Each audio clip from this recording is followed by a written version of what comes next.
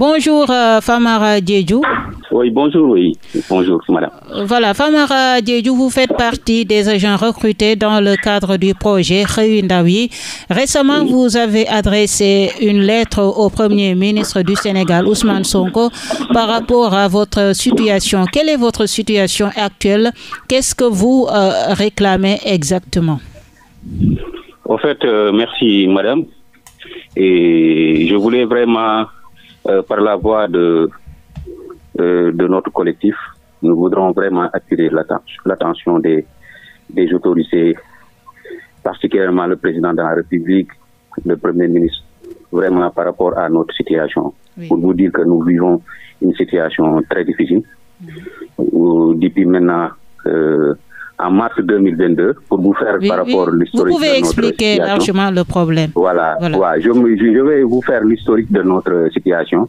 En mars 2022, bon, nous avons signé le ministère de l'Urbanisme avait procédé à des recrutements dans le cadre de renforcement de ses effectifs au niveau de la direction de l'architecture. Par la suite, on a intégré 31 agents au niveau de la direction de l'architecture et des services et d'autres services déconcentrés de l'urbanisme qui abritaient l'urbanisme à travers le pays. Nous sommes au nombre de 31. Nous avons signé des contrats de CDD, 2 ans renouvelables, avec une prise en charge salariale assurée par la SONAGED. Vous confirmez avec moi. Et c'est en juin 2024, nos salaires ont été régulièrement, depuis juin 2024, nos salaires ont été régulièrement versés, y compris le renouvellement de nos contrats pour une année supplémentaire. En fait, en mars 2024, nous avons, après les 2 ans, de 2022 jusqu'à mars 2024, nous avons un contrat de 2 ans. Oui. Et par la suite, en mars 2024, bien avant les élections, nous avons renouvelé pour une durée de 1 an, avant l'élection présidentielle. Et bon, après renouvellement, de mars, avril, mai et juin, nous avons également reçu régulièrement nos salaires. Maintenant, à notre grande surprise, au mois de juillet, nous avons constaté avec une surprise quand même que nos salaires ont été scellés. Et pendant ce temps, nous pensons que c'était bon, comme il y avait une nouvelle, comment dirais-je, il y avait une nouvelle équipe qui était là, donc il est quand même dans le droit de faire des audits. Nous avons pensé que c'était les audits. Et malheureusement, depuis lors, on est resté, voilà maintenant 6 mois. Jusqu'à présent, nous n'avons pas reçu une note qui nous dit que, voilà, les salaires ont été scellés pour pour une quelconque motif. Oui. Nous allons, après cela, quand on a constaté 6 mois, on s'est dit maintenant, il est temps qu'on se lève quand même pour aller rencontrer nos autorités, au moins qui nous expliquent les véritables raisons. Et on a fait des correspondances, d'abord au directeur général de la SONAGED, parce qu'en réalité, ce qu'il faut comprendre, c'est que nous, on a été recrutés par le ministère de l'Urbanisme. Donc, après recrutement, on nous a ventilé dans les différents services qui abritent l'urbanisme à travers le pays. Donc, après cela, quand on a alors que nos salaires, nos salaires ont été versés au niveau du programme Xëyu Ndaw yi. Donc, ce qui veut dire que c'est pas la SONAGED, à ce que nous on comprend, c'est pas la SONAGED qui nous paye, mais c'est que les salaires ont été logés dans le programme Xëyu Ndaw yi, alors que le programme Xëyu Ndaw yi est à l'intérieur de la SONAGED. Donc, on a écrit une correspondance au directeur général de la SONAGED pour qu'il nous donne des explications par rapport à notre situation. Et depuis lors, il a imputé le dossier à son directeur des ressources humaines. Il nous a reçus. Mais à la sortie, nous n'avons pas été satisfaits à la sortie de cette rencontre parce qu'il nous a dit clairement que nos salaires, c'est au niveau de, comment on appelle ça, c'est le conseil d'administration qui doit valider s'ils vont nous reprendre ou pas. Oui. Alors qu'en ce qu'on comprend, le contrat, jusqu'à présent, le contrat n'a pas été rompu. Excusez-moi. c'est les salaires qui sont scellés pour des raisons, par exemple, qu'on a dit audit.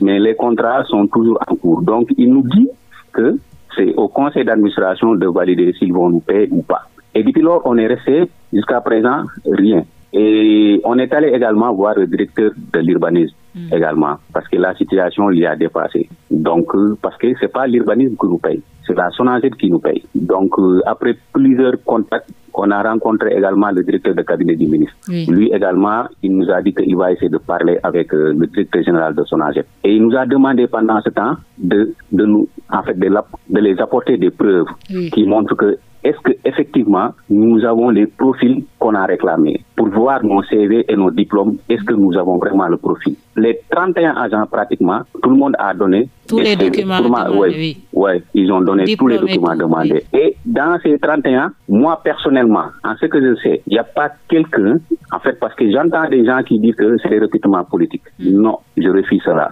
Nous ne sommes pas des recrutements politiques. Nous sommes des techniciens.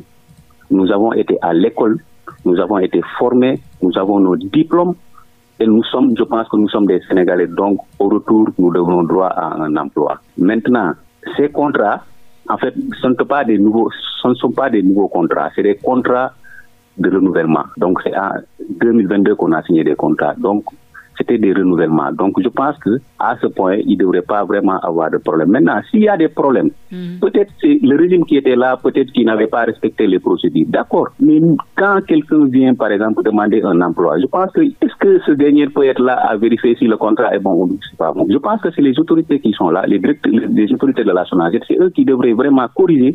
Il y avait vraiment des erreurs. Maintenant, ils l'ont pas fait. Ils ont tout bonnement scellé nos salaires. Et je pense qu'au moment où nous sommes, où vraiment, tout est cher, et nous sommes vraiment des soutiens de famille, des pères de famille.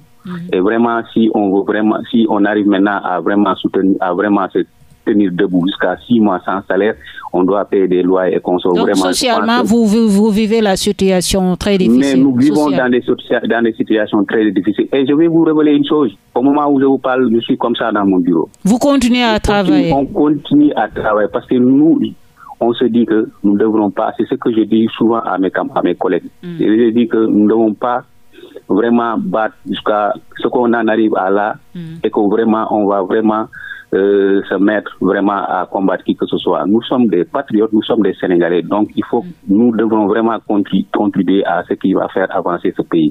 Donc il n'en est pas question qu'on reste chez nous et qu'on réclame des prix. Nous, on est tout le temps au boulot et nous occupons des positions stratégiques dans nos différents services, je vous dis. Donc nous sommes des techniciens. Il existe même je vais vous révéler une chose, il existe même dans ce 31 des gens qui font la thèse, des gens qui ont leur master, des gens qui ont leur licence, des ingénieurs en planification, des ingénieurs en génie civil, des géomètres, des géomaticiens. Donc c'est pas parce que nous n'avons pas le profil. Nous sommes des techniciens, donc il est normal qu'on nous...